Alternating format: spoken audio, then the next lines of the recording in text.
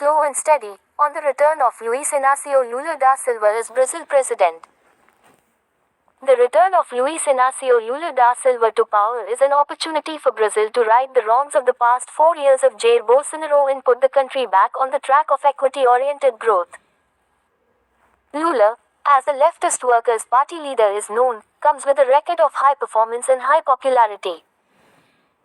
His previous two administrations, from 2003 to 2011, followed a mixed economic approach, market-friendly policies with high social spending, which helped lift some 25 million Brazilians out of poverty while also ensuring high economic growth.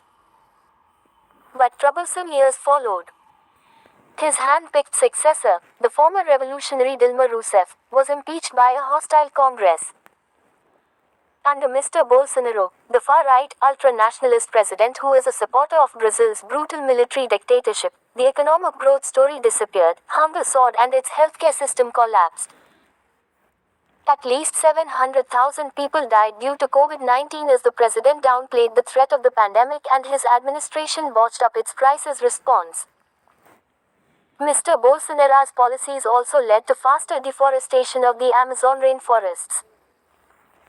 The Bolsonaro years saw Brazil's liberal, working-class and progressive sections rallying behind Lula, who had been convicted of corruption charges before being acquitted by the Supreme Court.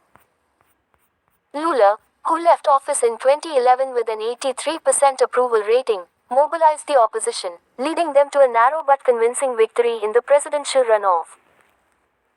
After his inauguration on Sunday, Lula said his focus would be on unity and reconstruction. To his advantage, a new pink tide is sweeping through South America. He will find support for his agenda from leftist leaders in countries such as Venezuela and Chile. Lula has already pushed through a constitutional amendment to put Brazil's spending cap on hold as he is planning to spend an extra $28 billion this year. Yet, the road will not be smooth. Mr. Bolsonaro refused to concede officially and left Brazil before Lula's inauguration, while his supporters staged violent protests calling on the military to shut down the government. If social tensions stay high, the economic challenges will be bigger. The commodity boom that helped fund Lula's social welfare spending in the early 2000s is non-existent today. He has to restore public confidence in the government, rebuild the economy and the healthcare sector, and unite a polarized country.